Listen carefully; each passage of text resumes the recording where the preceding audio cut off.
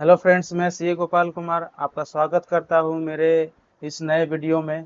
Friends, आज का हमारा टॉपिक है कि जितने भी कंपनीज एक्ट में मतलब एमसीए के अंडर रजिस्टर्ड होता है तो उनका ऑडिट जो है कब कब मैंडेटरी है।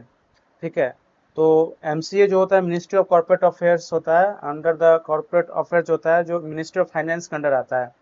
ठीक है। आप यहाँ पे जो स्क्रीन में ये लोगो इसका देख सकते हो, ठीक है, एमसीए के अंडर में।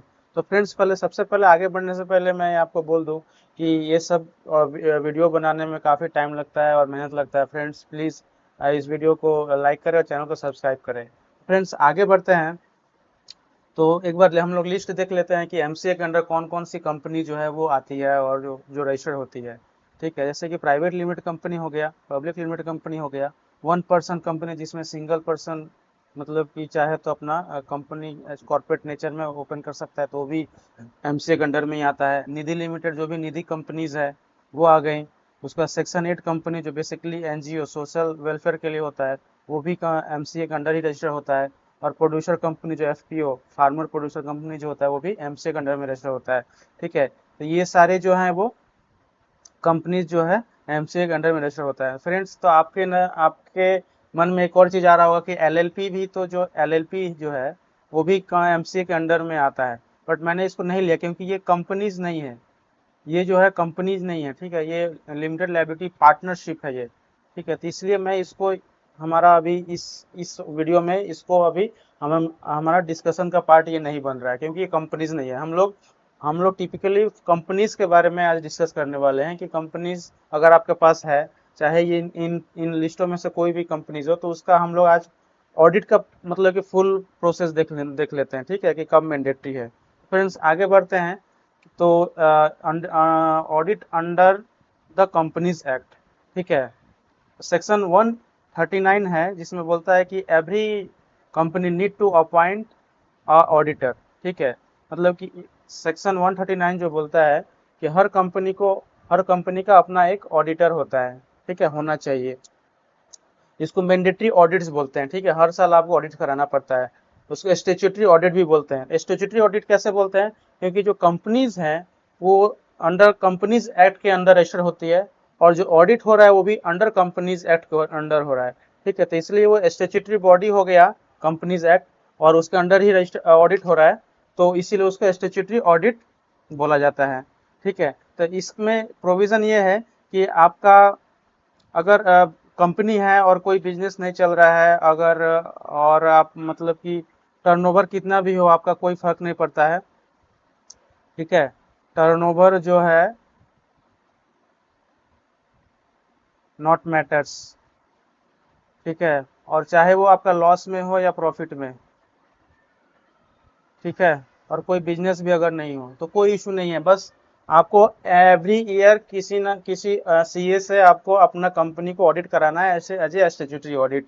ठीक है, ये हो गया, ये क्लियर हो गया। कंपनी है तो उसका ऑडिट होना है एज ए स्टेट्यूटरी ऑडिट, चाहे आपका काम हो नहीं हो।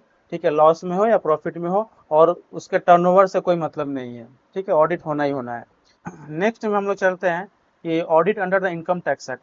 फ्रेंड्स, इनकम टैक्स में एक्ट में एक सेक्शन है, सेक्शन 44 ए बी। ठीक है, ये बोलता है कि जो भी पर्सन है और जिनका बिजनेस और प्रोफेशन है उनका, ठीक है, उनको ऑडिट कराना मैंडेटरी है अंडर सेक्शन 44 ए बी के अंडर। ठीक है, तो मैं ये ध्यान रखना कि ये जो सेक्शन है कंपनीज में भी एप्लीकेबल होता है क्योंकि कंपनी पर्सन पर्सन में आता है। ठीक है, और ऊपर से क्या है कि जो स्टेचुटरी ऑडिट है वो तो है ही, यहाँ पे मैंने लिख दिया साफ साफ कि additionally along with statutory audit, statutory audit तो होगा ही होगा। आपको income tax act section 44 A B में भी टैक्स ऑडिट कराना पड़ता है। ठीक है, और यहाँ पे देखो मैंने सेक्शन 8 कंपनी को यहाँ पे हटा दिया है। अभी सेक्शन 8 कंपनी नहीं, उस पर हम बात नहीं करेंगे सेक्शन 8 कंपनी, क्योंकि सेक्शन 8 कंपनी यहाँ पे एप्लीकेबल नहीं होगा क्योंकि 44 ए बी में बोल रहा है कि person carrying on business and profession. ठीक है, जो सेक्शन 8 कंपनी जो है वो एनजीओ होता है और ये जो है सोशल वेलफेयर में काम करता है। ठीक है, इसलिए ये यहाँ पे कवर नहीं हो रहा है। तो फ्रेंड्स, इसमें सबसे पहला पॉइंट उठाते हैं कि अगर आपका कंपनी का टर्नओवर 10 करोड़ से ऊपर है, ठीक है, तो आपको सेक्शन 44 ए बी में मैंडेटरी ऑडिट्स कराना पड़ेगा। ठीक है, स्टेट्यूटरी ऑडिट के साथ साथ इनकम टैक्स एक्ट में। ठीक है, उसके बाद अगर आपका कंपनी का टर्नओवर 1 करोड़ से ऊपर है और 10 करोड़ से नीचे है, ठीक है, तो इसमें एक केस है, इसको समझिएगा। पहले मैंने 10 करोड़ से ऊपर का बता दिया, ठीक है। अब एक करोड़ से 10 अप टू 10 करोड़ तक देखते हैं कि अगर आपका मतलब कि 1 करोड़ से 10 करोड़ है टर्नओवर, और जो आपका कैश सेल्स और कैश पेमेंट्स, ठीक है, does not exceed 5% of all sales and all sales receipt and all payments, ठीक है, तो ये मैंडेटरी नहीं है 44AB में। जो भी आप सेल्स से रिसीव कर रहे हो और जो भी पेमेंट कर रहे हो, ठीक है, तो इनका 5% जो है आप कैश में नहीं कर रहे हो अगर, ठीक है, 5% से ऊपर नहीं कर रहे हो, 2%, 3%, 4%, 5% तक भी चलेगा, ठीक है। अगर 5% से ऊपर कर रहे हो तब ये जो है मैंडेटरी है 44AB, ठीक है। अगर आपका मतलब कि कैश में ट्रांजेक्शन 5% से नीचे है तो आपको 44AB में ऑडिट कराने की कोई जरूरत नहीं है, ठीक है। और तीसरा कंडीशन ये है कि अगर आपका टर्नओवर 1 करोड़ से नीचे है तो आपको 44AB में ऑडिट कराने की कोई जरूरत नहीं है, क्योंकि आपका एसएच देखो, आपका स्टैट्यूटरी ऑडिट में आपका ऑडिट हो ही रहा है, तो इसमें 1 करोड़ से नीचे आपका टर्नओवर है तो section 44AB of income tax act आपको ऑडिट कराने की कोई जरूरत नहीं है। उसके बाद देखते हैं फिर जो हमने सेक्शन 8 कंपनीज जो है एनजीओ को छोड़ा था, अब उसको ले लेते हैं। स्टैट्यूटरी ऑडिट तो होगा ही, उसके साथ साथ सेक्शन 12A1B है, ठीक है, ये मेनली एनजीओ को डील करता है, ठीक है। इसमें ये बोलता है कि अगर आपका कंपनी जो है अगर फॉरेन रिसिप्ट है, फॉरेन डोनेशन कुछ आया हुआ है उसके पास, फॉरेन कंट्रीब्यूशन आया हुआ है, तो फिर आपका कितना भी टर्नओवर उससे कोई फर्क नहीं पड़ता है, आपको ऑडिट कराना है। और जो फॉर्म जाएगा वो वो फॉर्म जाएगा, वो फॉर्म 10B होगा, ठीक है।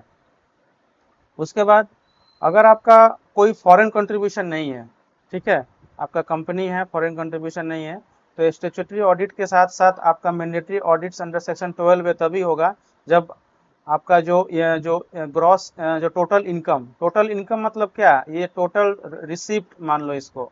सेक्शन में जो है आप जो सेक्शन है वो टोटल इनकम लिखा हुआ है, लेकिन ये रिसिप्ट मान लो, मतलब कि डोनेशन, टोटल डोनेशन रिसीव्ड, ठीक है, क्योंकि एनजीओ के केस में इनकम सारा इनकम ही होता है, ठीक है, जो भी वो डोनेशन होता है वो सारा इनकम ही बोलता है। ऐसा नहीं कि हम पूरा खर्चा वर्चा छाट के जो आया मतलब कि जो रिसिप्ट है और खर्चा छाट के जो आया उसको हम इनकम बोल रहे हैं यहाँ पे, नहीं, जो टोटल रिसीट हो रहा है, ठीक है, टोटल रिसीट उसको हम इनकम बोल रहे हैं, अगर वो 2.5 लाख से ऊपर नहीं है।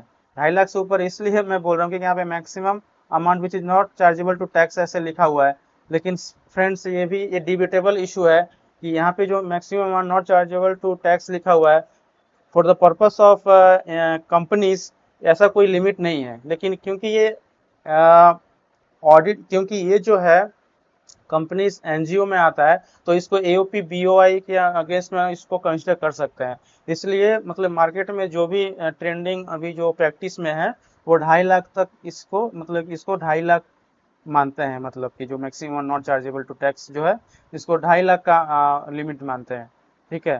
तो अगर आपके कंपनी में 2.5 लाख से ऊपर का टर्नओवर नहीं है, ठीक है, और फॉरेन कंट्रीब्यूशन भी नहीं है, तो आपको 12A में ऑडिट कराने की कोई ज़रूरत नहीं है, ठीक है।